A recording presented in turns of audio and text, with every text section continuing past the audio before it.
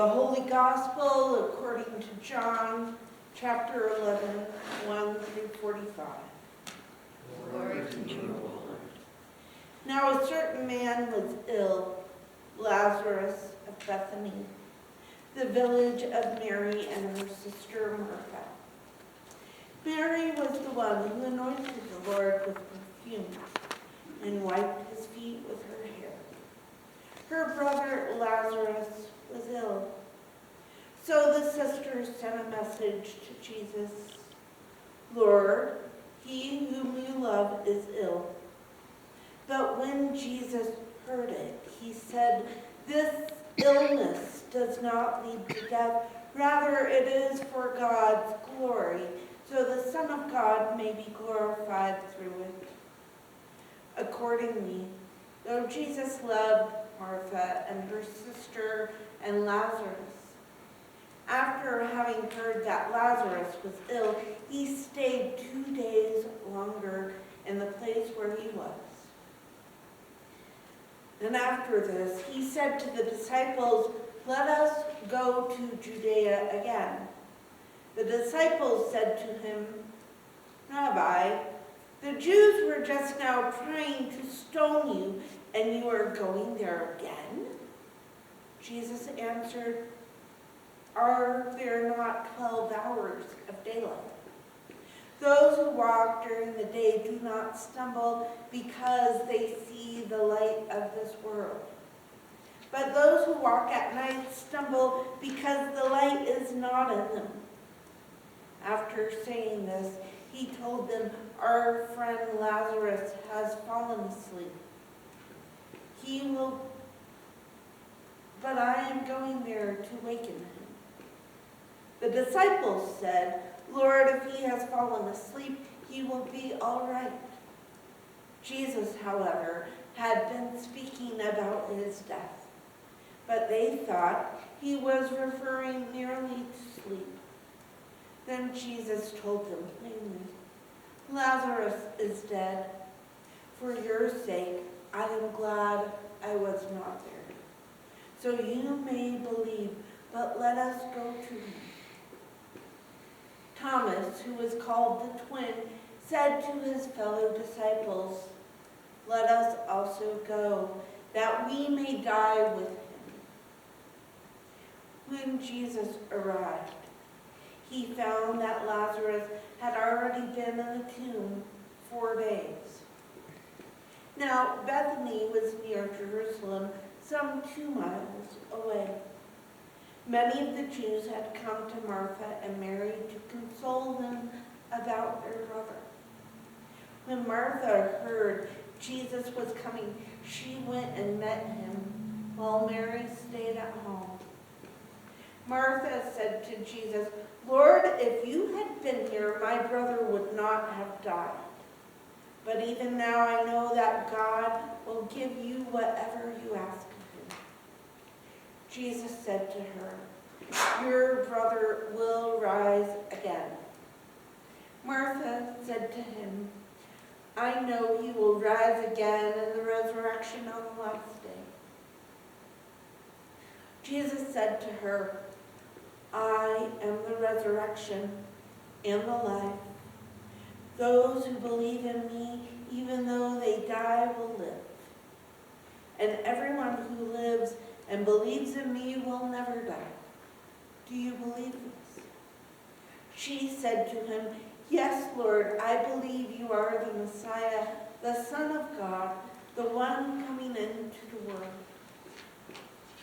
When she had said this, she went back and called her sister Mary and told her privately, the teacher is here and calling for you. And when she heard it, she got up quickly and went to him. Now, Jesus had not yet come to the village, but was still at the place where Martha had met him. The Jews who were with her in the house, consoling her, saw Mary get up quickly and go out. They followed her because they thought she was going to the tomb to weep there. When Mary came to When Mary came where Jesus was and saw him, she knelt at his feet and said to him, "Lord, if you had been here, my brother would not have died." When Jesus saw her weeping, and the Jews who came with her also weeping, he was greatly disturbed in spirit and deeply moved. He said, "Where have you laid him?" They said to him, "Lord, come and see." Jesus began to weep. So the Jews said, "See how he left him." But some of them said, "Could not he who opened the eyes of the blind man have kept this man from dying?" Then Jesus, again greatly disturbed, came to the tomb. It was a cave, and a stone was lying against it. Jesus said, "Take away the stone." Martha, the sister of the dead man, said to him, "Lord, already there is a stench because he has been dead 4 days." Jesus said to her, "Did I not tell you that if you believed you would see the glory of God?" So they took away the stone. And Jesus looked upward and said, "Father, I thank you for having heard me. I knew you always hear me, but I have said this for the sake of the crowd standing here, so that they may believe that you sent me." When he had said this, he cried with a loud voice, "Lazarus, come out." The dead man came out, his hands and feet bound with strips of cloth, his face wrapped in a cloth. Jesus said to them, "Unbind him and let him go." Many of the Jews, therefore, who had come with Mary and had seen what Jesus did, believed in him. The Gospel of the Lord. Praise to you, O Christ.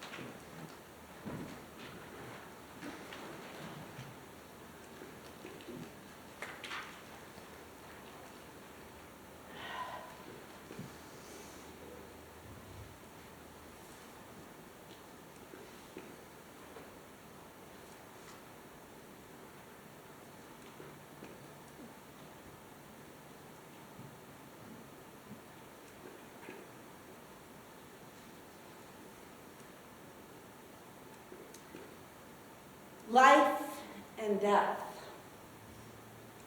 That is what our scriptures today speak about. These are scriptures that speak to us about the very nature of God. Many of us know this story from the Gospel of John. We tend to hear it during Lent. Jesus hears his friend Lazarus is sick, but does not go to him. Jesus says this illness does not lead to the death. Rather, it is for God's glory, so the Son of God may be glorified through it. But Lazarus does die. The disciples remind Jesus that if he dares to return to Bethany in Judea, his life will be at risk because people there had already tried to kill him. But Jesus goes to Bethany, and the disciples go with him. Did you hear what Thomas said? "Let us also go, that we may die with him." The disciples, or at least Thomas, know that returning to Bethany is dangerous. Following Jesus has its hazards. And indeed, in the Gospel of John, it is the raising of Lazarus, that starts the whole conspiracy to arrest and crucify Jesus. There are those scholars who say that this chapter of the Gospel of John is a prelude to the Passion story, just as John 1 is a prelude to the whole Gospel of John. Do you remember what that prelude says? Let me read you a few verses. In the beginning was the Word, and the Word was with God, and the Word was God. He was in the beginning with God. All things came into being through him, and without him not one thing came into being. That has come into being. In him was life, and the life was the light of all people. Jesus was with God from the beginning. And what comes through Jesus is life and light. Jesus is one and the same with God, the Creator who gives life. The disciples have seen Jesus heal people. In fact, Jesus healing people was talked about everywhere. People flocked to Jesus because of it. And if we think about the Gospel of John, Jesus has been slowly revealing who he really is throughout this Gospel, even just in what we've heard this morning. First, he reveals himself to Nicodemus, then to the woman at the well, then to the man who was born blind, and now he is about to reveal who he really is to all the people. I think at this point in the Gospel, it's completely possible that Jesus is a little tired of being subtle about who he is. Jesus is not on his way to Bethany to change water into wine for a party, or even to tend to the outcast, or even to give light to those who do not understand. Jesus goes to Bethany to reveal who he really is. Jesus goes to Bethany to reveal that he is God. Jesus goes to Bethany, as he says, to show the glory of God, to show that he has the power to give life. In 2013, the World Council of Churches gathered for their 10th assembly using the theme, God of Life, lead us to justice and peace. That theme has become a prayer for me I return to time and again. I think it's also likely that Jesus and the others of his time knew the words of the prophet.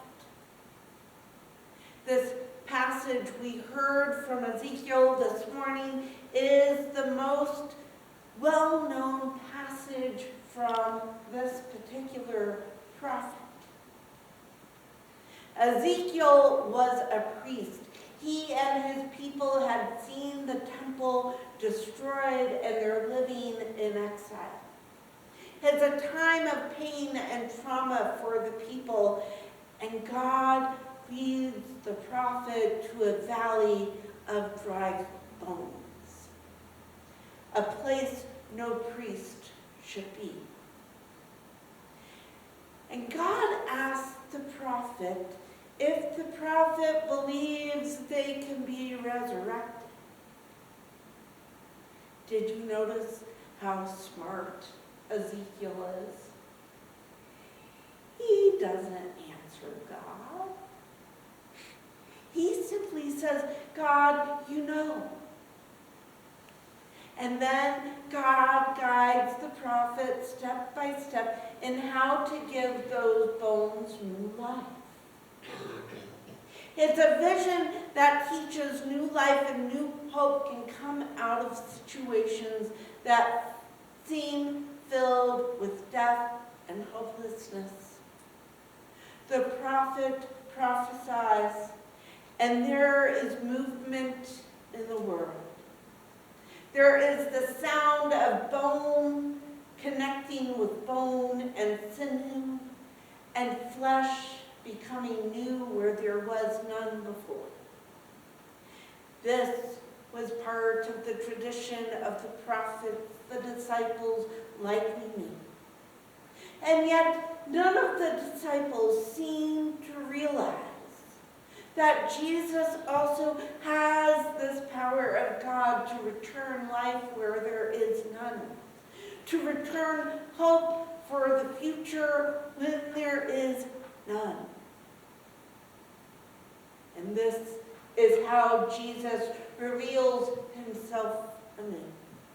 Reveals himself to the disciples who follow him, to Mary and Martha, to all those who may be watching to see what he does. Mary and Martha. They are referred to as the sisters of Lazarus. And that means they have no husbands. They seemingly have no other immediate male relatives to watch after them because when Jesus arrives, it is the women themselves who go to meet them. The death of Lazarus means a profound change for their lives. Someone they may not know well will have to manage their money and property.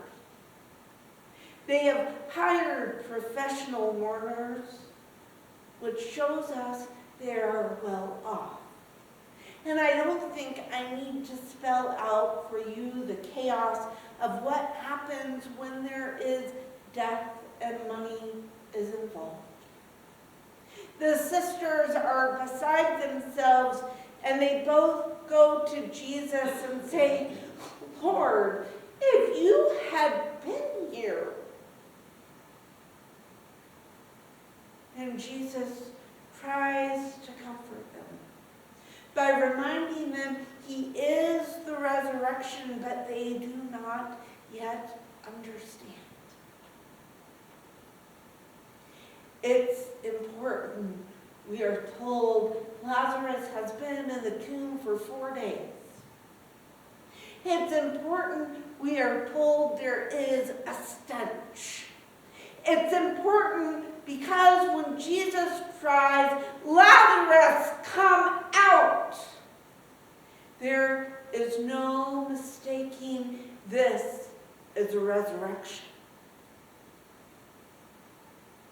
In raising Lazarus, Jesus makes it clear he can give life. The Word who was with God in the beginning is the God of life. And it's in God's nature to give us all life. But it's not simply, welcome to life, you're on your own. God, in the beginning, creates a garden and rules for human beings to follow for their well-being. When Jesus called Lazarus out of the tomb, he does not just bring him back to life. Jesus says, unbind him and let him go. Jesus says to those who follow him, to those who now understand Jesus gives life, unbind him and let him go. That is the command the God of life gives us. We are to unbind those who are bound by the circumstances of life. To unbind is to give food to the hungry. To unbind is to give safety to the immigrant. To unbind is to give welcome to outcasts and comfort to the distraught. That is why the church recognizes the God of life as the one who can lead us to justice and peace. It is God who prepares a world for the abundant life of us all.